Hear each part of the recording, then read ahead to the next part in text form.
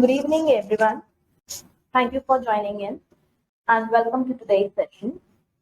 I would like to introduce our Cyber SRC consultancy. Cyber SRC is a globally recognized Cert-IN impaneled and ISO 27001 certified organization.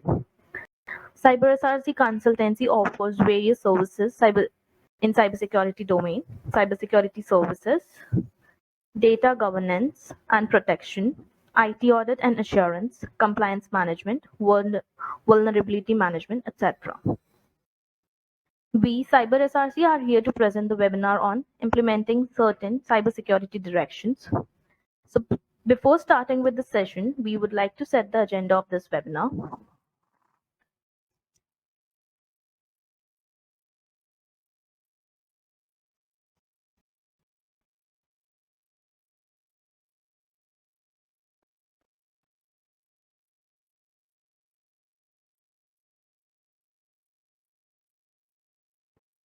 Abhishek, I would request you to kindly share your screen, please. Sure.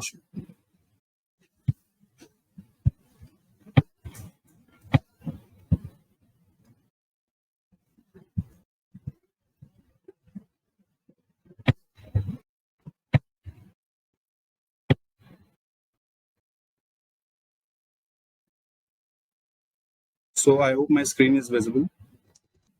Yes, it is visible. Thank you, Abhishek. Kindly move into the next slide, please. So the agenda for today's session is about Cert-In, IT Act, certain guidelines, applicability, mandatory incidents to be reported, how Cyber SRCC can help. The speaker of today's session is Abhishek Singh from Risk Advisory Team.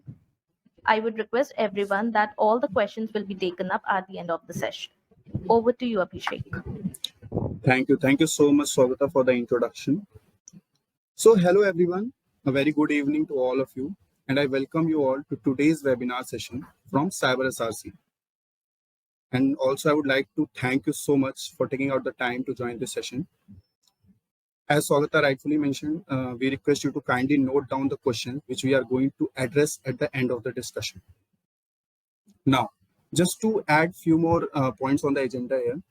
The agenda will be regarding what Cert-In is exactly, what was the IT Act provision under which the Cert-In was established, what are the various roles and responsibilities that is expected from the agency, what are the guidelines that have been released. So we will be having a detailed discussion like what implementation steps we have to follow, what are the mandatory security incidents that we have to report to the agency, and what are the timelines that we are required to adhere to.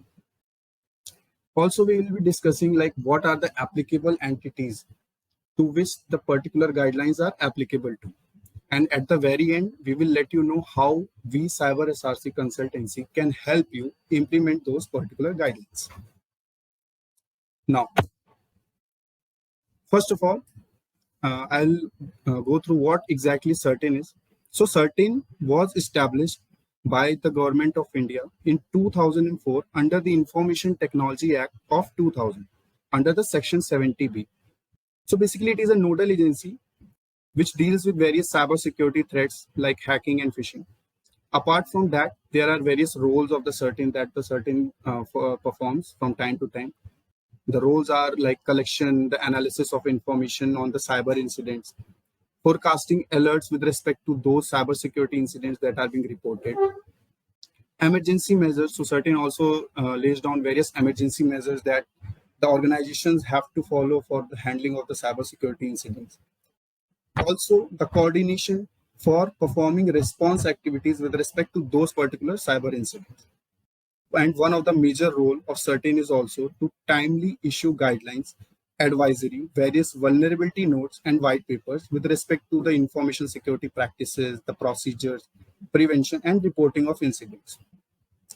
So likewise, Indian agency Cert-In, so they issued high severity advisory for Google Chrome users. So just to give you an example, so there was a vulnerability in the Chrome browser, which Cert-In has recently shared certain guidelines like what is the version number to which we have to update our Chrome browsers in order to remediate the vulnerability issue. So those kind of advisories are also released from Cert-In from time to time. Also, Cert-In recently asked the Google Chrome users to uninstall certain extensions that were caught collecting the sensitive user data that were using the platform. So these are various roles that the Cert-In is expected to perform. Now we have discussed what Cert-In is. We will quickly move on to the IT Act Section 70B. So why we are going to discuss the Section 70B is because the directions that we are going to discuss now have been launched under the particular section, this particular section. So this section states that the Cert-In has to serve as the national agency for the purpose of incident response. Now, there are two relevant subsections with respect to the Cert-In guidelines that have been released now. So first one being the subsection 4. Subsection 4 talks about the roles and responsibilities that the agency has to perform, like the roles and responsibility like we discussed in the previous slide. For example, the collection of information, reporting, providing coordination with respect to handling of cybersecurity incidents. So these kind of roles and responsibilities have been highlighted in the subsection 4. And the subsection 6 of the IT Act, it gives the Cert-In an authority. So Cert-In can ask for certain information from the various applicable entities or the organization. So organizations have to adhere to those requirements and provide those information to the agency. And on the basis of that collected information, Cert-In can give directions to the service providers, the intermediaries, the data centers, and other applicable entities. Now, coming to the directions that have been recently released. So these directions have been released under the subsection 6 of section 70B of the IT Act 2000, which particularly relates to the information security practices, the various procedures, the prevention, response, and reporting of incidents for the purpose of safe and trusted internet. So just to give a brief on the various aspects that we are going to discuss in the upcoming slides. First of all, the synchronization of the information and communication technology system clocks, the very first guideline that has been released. Next is the mandatory reporting of the cyber incidents to Cert-In. So we will be discussing in detail of the on the various following aspects. Next is to designate a point of contact that will act as an interface to the Cert-In. Maintenance of logs within the Indian jurisdiction. Maintenance of the details of the subscribers or the customers, and at last, the maintenance of all information that are being obtained as part of the KYC activities. So in the upcoming slides, we'll be having a detailed discussion on each of the particular guidelines. Also, we will discuss what are the applicable entities to which that particular guidelines adheres to.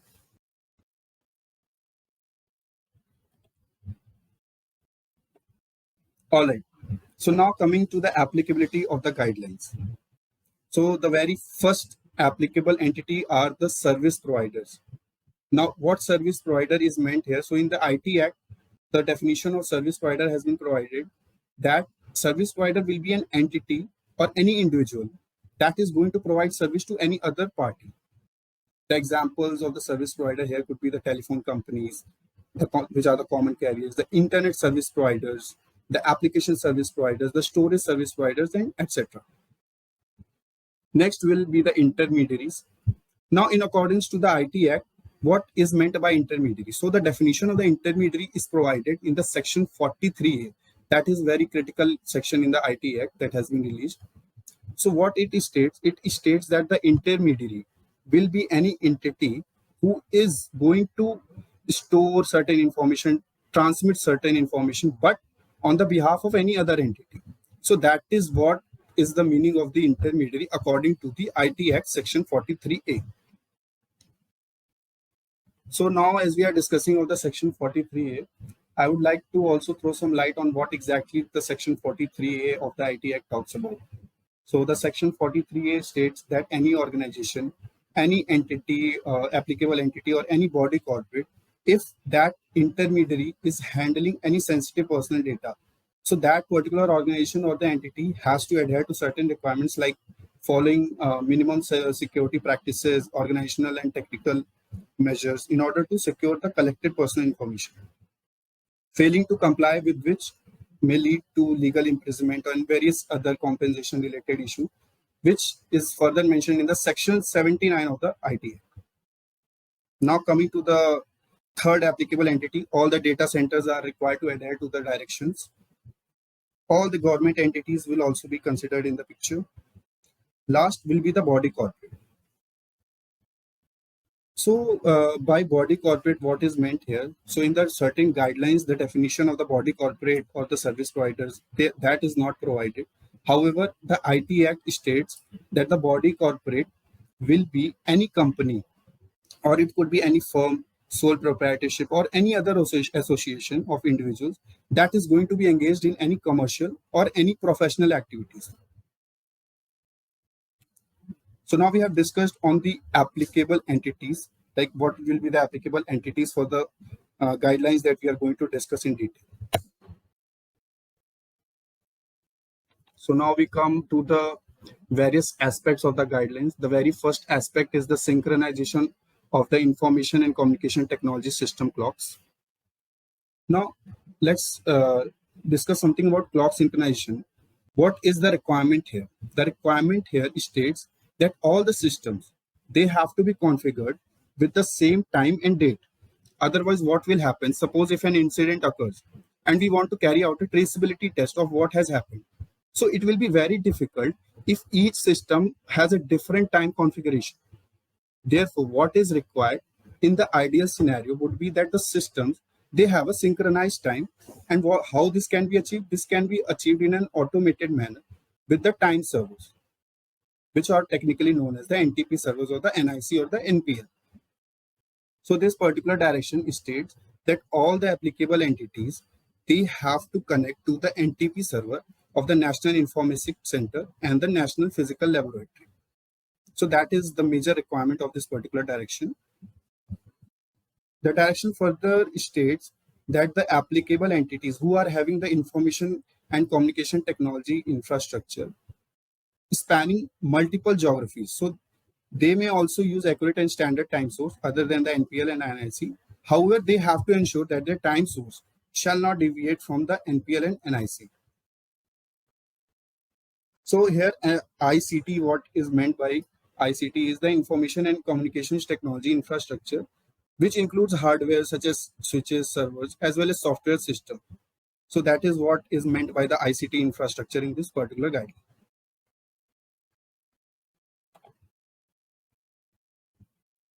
Now coming to the most important aspect of the direction, that is the incident reporting. So this particular guideline has been recently discussed very much among the organizations, like how we are going to adhere to the timeline of 6 hours of noticing such incidents and reporting it to the certain agency. So what is the requirement here is that all the applicable entities, they have to mandatorily report any cyber incident that have been further mentioned in Annexure 1 to the Cert-IN within 6 hours of noticing. So as soon as the organization notices any such cybersecurity incident, that particular organization is required to report it to Cert-IN, but the timeline has to be within 6 hours. Now, the reporting channels are also provided, like how are we going to report it to the Cert-IN. First method could be through email, that is incident@certin.org.in. Second, we can use the channel of phone. Next would be the fax method. But if you will see in the previous guidelines that have been released by Cert-IN, so there is a cybersecurity incident reporting form that has already been released by the Cert-IN. So we need to make sure that all the details of the particular incident are logged in that particular incident form, and then that form can be submitted to the Cert-IN agency within the time period of 6 hours.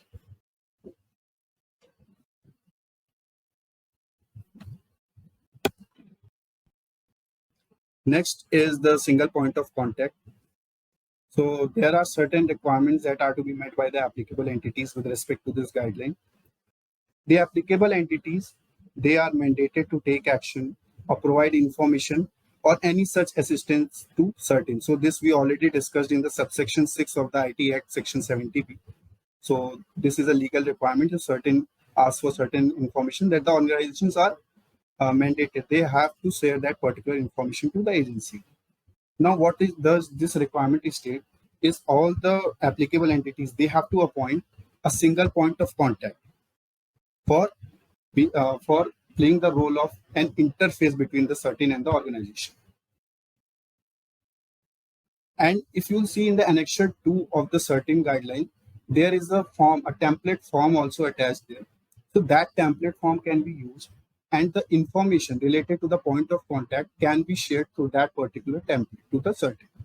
So here the role of the VCSO comes into picture. Like we can appoint a VCSO, and that VCSO can particularly act as a single point of interface between the organization and the applicable entity and the Cert-In agency.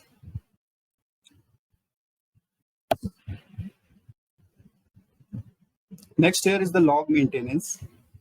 So what does this state? It states that all the applicable entities, they have to maintain logs of their ICT system, the servers and the switches or other information processing systems, and they have to maintain it for a rolling period of 180 days. That is for the period of 6 months. And also the organizations, they need to ensure that the logs are stored within the Indian jurisdiction. Logs should be provided to Cert-In along with reporting of any incident or when ordered or directed by Cert-In. So Cert-In can request for logs at any point of time, and the organizations had to ensure that whatever logs are being recorded, they are stored for a minimum period of 180 days.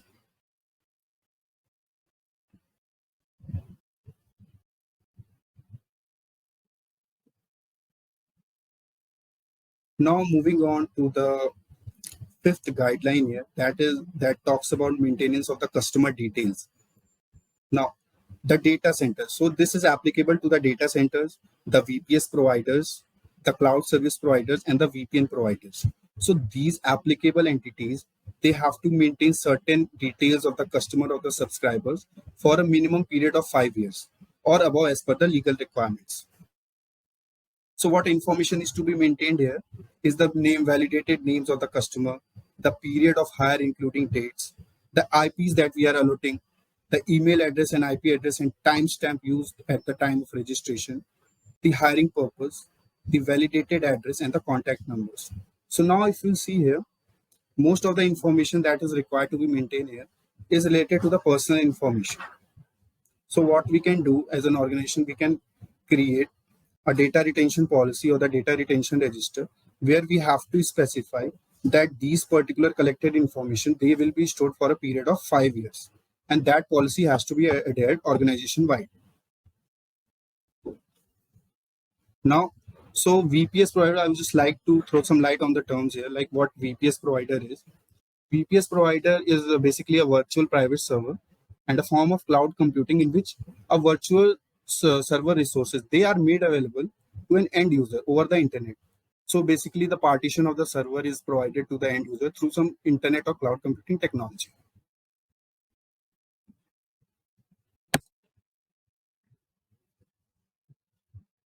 Now the last guideline is the maintenance of the KYC details. So the organizations, they are required to maintain all the information that they collect as a part of the KYC activity. The virtual asset service providers and the custodian wallet providers have to mandatorily maintain all information that they're going to obtain as part of the know your customer activity. So these information also has to be stored for a period of minimum 5 years. Now, what does the term virtual asset service provider exactly means here? So VASP or virtual asset service provider, basically it is a platform that is used to buy, sell, exchange, or interact with any cryptocurrency market. So in short, we can say that the VASPs are the crypto exchanges. And also another term that is used here is the virtual asset exchange provider. So basically these are the firms which are responsible for the exchange, arrange or making arrangements for the exchange of the crypto assets. Crypto asset basically means the bitcoins or the cryptocurrencies. And you'll see the term custodian wallet providers are also used here. So custodian wallet providers are simply the firms which are responsible for holding, storing, and transfer of the crypto assets. So these were the 6 guidelines that we just discussed that have been released by the Cert-IN. So next we will come to the mandatory incidents that are required to be reported here. So the very first security incident is targeted scanning or the probing of the critical networks or the systems. So any scanning of our critical network system, if we are getting logs of such incidents, so that would also amount to a security incident, and we have to ensure that the particular incident is reported to the Cert-IN within 6 hours of time. Next is the compromise of the critical systems or information. So suppose any unauthorized access to our systems occurs, or if the integrity of the information that is stored within the organization, it gets breached or the availability gets impacted. So that kind of compromise also has to be logged, and such security incident needs to be reported as well. Unauthorized access of IT systems or the data, defacement of website or intrusion into a website, and unauthorized access, unauthorized changes such as inserting malicious code, links to external websites, etc. So defacement of website, basically what is meant in the guideline is that any attack on a website that can change the visual appearance of a website. So these are typically the work of the defacers or the attackers. What they do is they break into the web server and they replace the hosted websites with one of their own websites. So this is basically what web defacement means here. Next is any malicious code attacks, such as spreading of virus, worm, Trojan, bots, spyware, or ransomware. So any such malware attacks also has to be logged and reported to the agency. Now, moving forward, attack on servers such as database servers, mail and DNS, and network devices such as routers. So these attacks are to be logged, and such incidents are to be mandatorily reported. Any identity theft, spoofing, phishing attacks, any man in the middle attack where the attacker acts as a separate person or identity. If the identity of an employee of the personnel gets compromised, so these also will come under the scope of the mandatory incidents with respect to the guidelines. Any DOS and DDoS attacks to the organization's infrastructure, attacks on the critical infrastructure, SCADA, and the operational technology systems and wireless networks. So such attacks also to be reported. Then the attacks on the various applications, for example, the e-governance applications, the e-commerce application. So any web application attacks also has to be logged and reported to the agency. Now coming to the data breach part. So if any data breach occurs after a cyber attack, so that particular data breach also has to be reported, like what was the cause of the incident, root cause analysis, and those certain required details are to be logged in the incident reporting form that has been provided by Cert-IN in their previous guidelines. Next is data leak. So data leak here, what it means is any negligent activity through which the data of any particular employee or the organization's critical data due to negligence get leaks outside of the premises. Next is the attack on Internet of Things devices, that is the IoT devices and the associated systems to it, the networks, software, servers. The attacks or incidents which affect the digital payment systems, the attacks through malicious mobile apps, like any mobile app or any fake mobile app also, that is discussed further in the directions. As you can see, any fake mobile apps, if that gets downloaded, so that is also to be reported to the agency. Next is attacks or malicious suspicious activities that affect the cloud computing system, servers, softwares, or applications. So those logs are also to be recorded and the information to be shared to the agency. Any unauthorized access to social media account. Okay, so this is important here. So any organization's employee, if the access to their social media accounts, it gets compromised, so that would also amount to a security incident here, and such details are also to be shared, irrespective of the position of the employee within the organization. Now, attacks or malicious suspicious activities which affect systems, servers, software or applications which relates to the AI or the machine learning.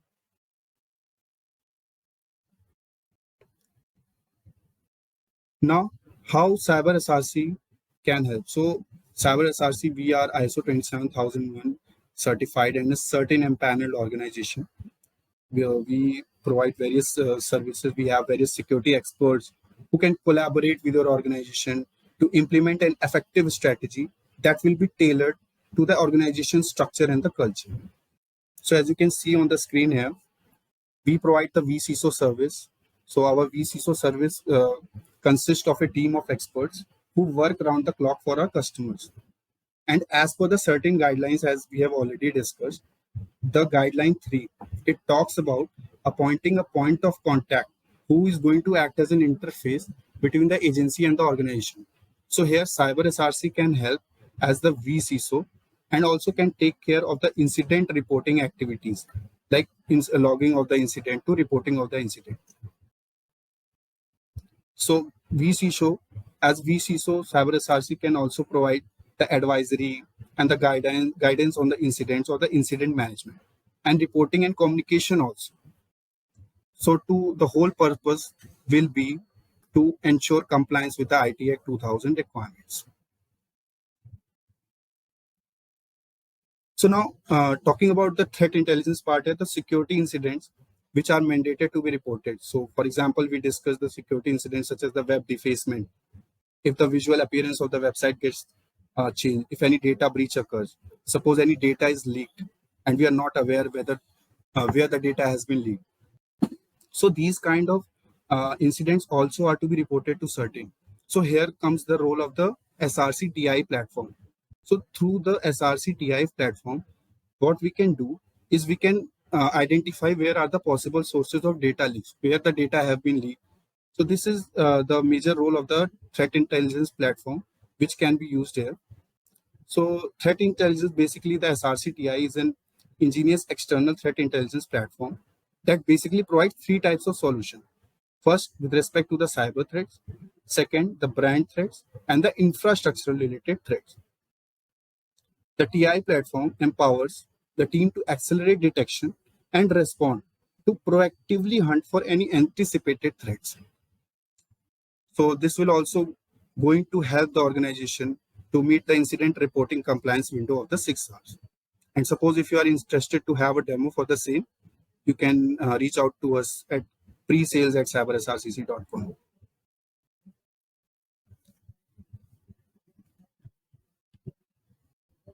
So thank you so much for being patient. Any questions from anyone?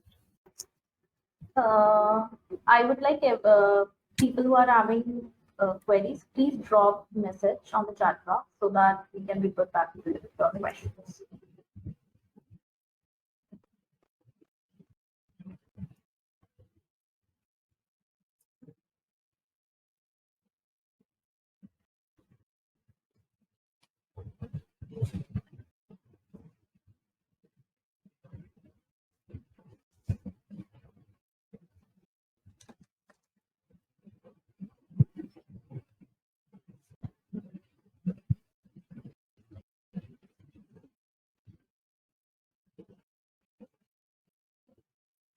So the first question here is how and where can all right. So the first question that we have received, what are the consequences of non-compliance?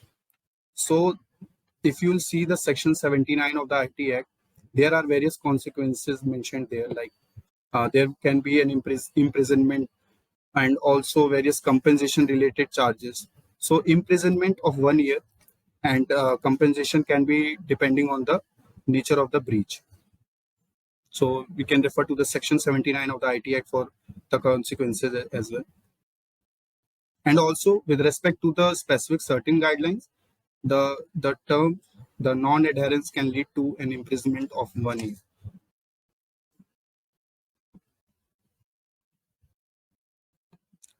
Okay, so next is how and where can anyone find NIC or NPL servers?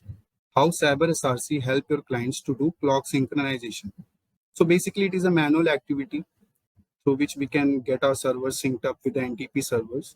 We can also do the synchronization of our endpoints. We can open the control panel, and the there we can just type nic.ntp.in, and the system will get automatically synchronized with the NTP server. And cyber SRC, talking about how cyber SRC can help. So we can introduce the procedures, we can introduce the methods, identify the gaps, like what are the gaps areas that we have to remediate, and most importantly, create an awareness among the employees, like what are the mandatory steps that you have to follow.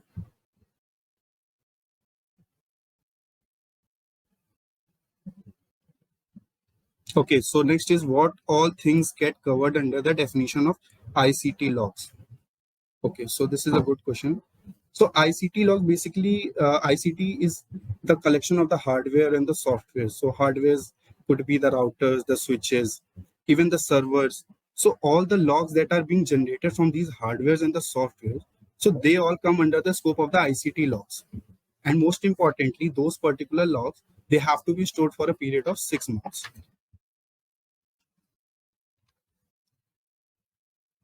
Next question is, do any failed attempts of cyber incidents also require to be reported?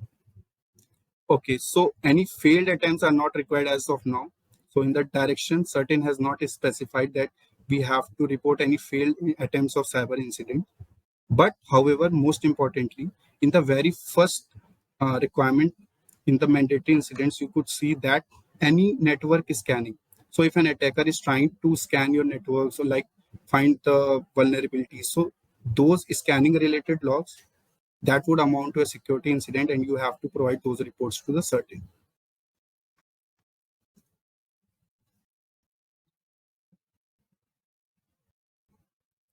So next is, how can we find NTP server detail? So NTP basically stands for the Network Transport Protocol. Basically, it is a server of the NIC that we have to get our system synced up with.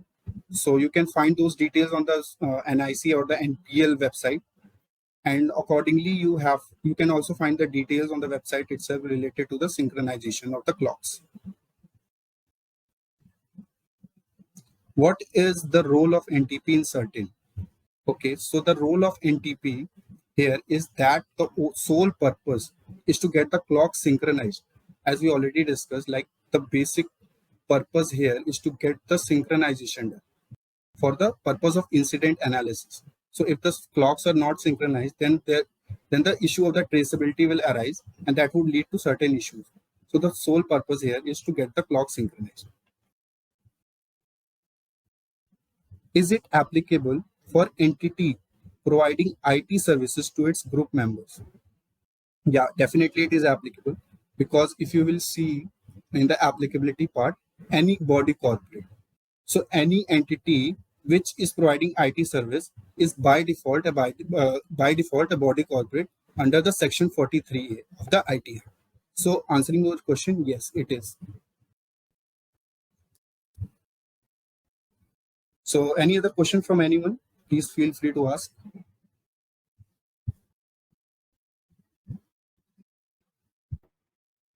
Okay, so whether an internal breach by any employee, but which is not an external attack as such, but merely a breach would amount to certain reporting mandate. Okay, the reportable incidents mentioned data leak. Okay, so there's a difference here between the data leak and data breach. So we need to understand that data breach will also amount to a data leak, but that will occur after a cyber incident or maybe a cyber attack. But data leak mostly is a part of the negligence activities. So yes, if the data is leaked by any negligent activity and the organization gets to know about it, so from the point when the organization is notified or gets to know about it, at that point the timeline will start. Like from that point of time to the next 6 hours, the organization has to report. So I hope that answers your query, Nihal.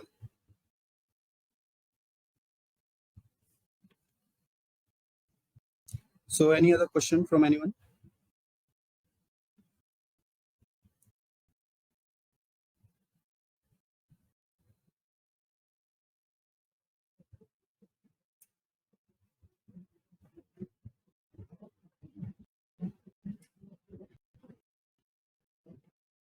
So please feel free to type in your questions in the chat box.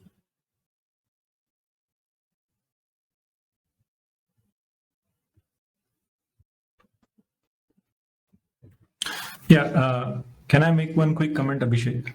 This Yeah, is sure. Nihal. Yeah. So I think you talked about punishments, and as a lawyer, I can tell you one thing that's a misleading interpretation altogether. There will be a committee where the Director General of the Cert-IN has to make out a case to say that the so called incident is significant for them to be qualified as something which is punishable. And again, they don't have any authority. It's not a regulatory body, it's a nodal agency. So they can't just directly put someone behind the bar. So Yeah, I think it's a very definitely. loose interpretation, and I think it is best that the lawyers or legal fraternity should handle such conversations, because I have seen in many seminars people are just quoting those one year punishment very loosely, just as a FYI. Yeah, actually, that is why Nihala, I didn't mention about specifically about the certain guidelines. So I related it to the section 43A and the section 79 of the IT Act. So the section 79 also talks about various punishments. So that is how I related it. Yeah, but yeah, I take your interpretation. So yeah, definitely a good point.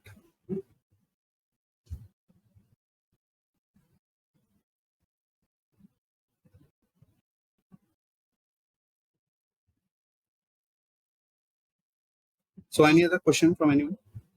Abhishek, we are having one more query from Vishwas. Okay, the clock synchronization with global NTP server is not enough. Yeah, the clock synchronization with the NTP servers is enough. To answer your question, Vishwasji, it is enough. But the NTP servers are to be of the National Informatics Center or the National Physical Laboratory. But if also just to clarify a few more things here, if the infrastructural hardwares or softwares, if the logs that are being recorded or the systems, if they are outside of the Indian jurisdiction, then there is an exception. However, in the very first guideline, it is mentioned, and it is to be ensured that the time source through which those systems clock are being synchronized is similar to the time source of the NTP server. So that is what is required if the hardwares or the other ICT infrastructure is outside of the Indian jurisdiction.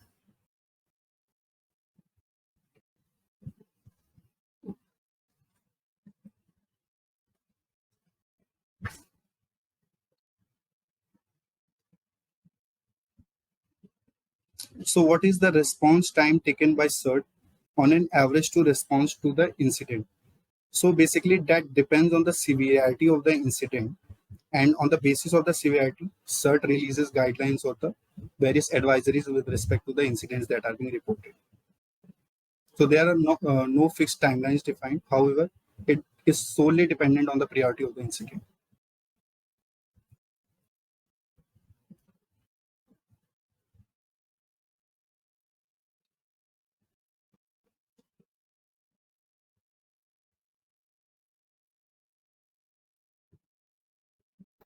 Anybody else, any other queries? Please feel free to ask.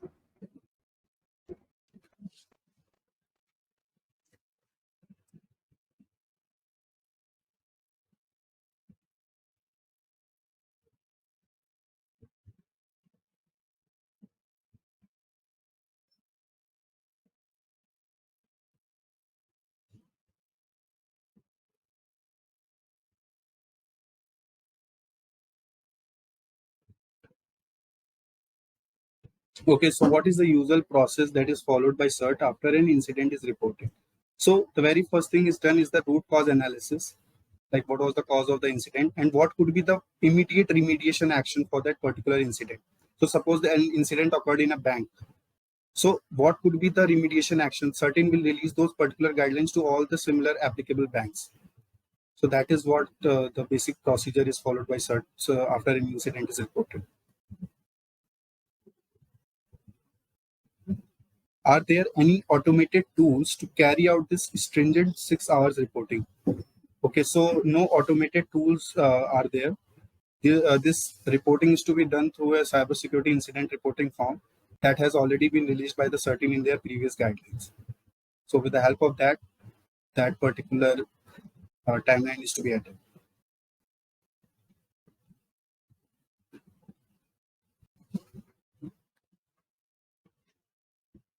Is the remediation action recommended by CERT mandatory on the organization for implementation? Okay, so it is mandatory as to that particular organization, but the advisories that the CERT-IN gives to various other applicable organizations, that is not mandatory. That is taken as a remediation or advisory step. But for that particular organization, yes, it is mandatory.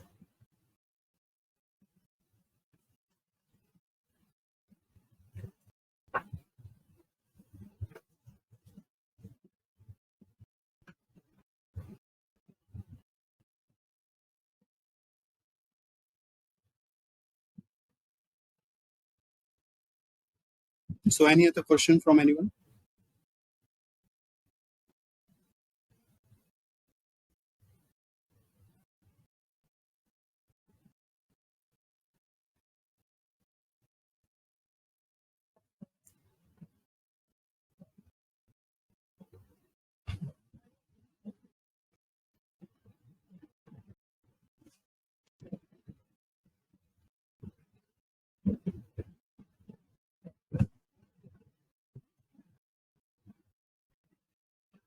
Okay, so Vishwasji, to answer your question, will VCSO work round the clock to meet 6 hours deadline? Yes, from the time of identification of incident to the time of reporting the incidents, the VCSO will work round the clock to meet the various deadlines or the specific deadline of the 6 hours.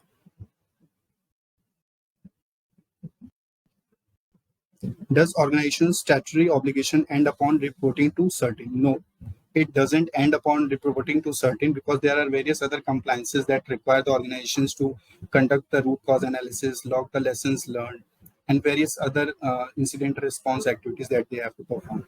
So simply reporting to Cert-IN doesn't end the obligations for the organizations.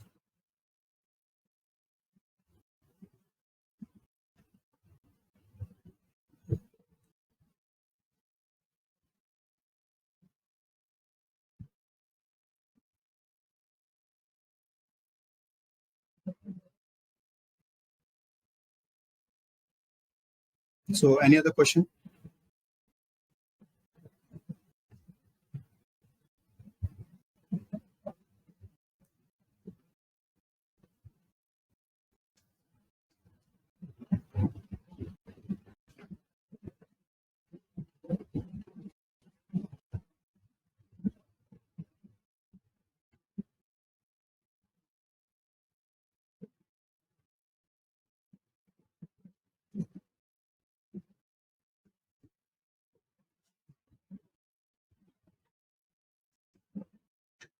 Please feel free to type your question in the chat box.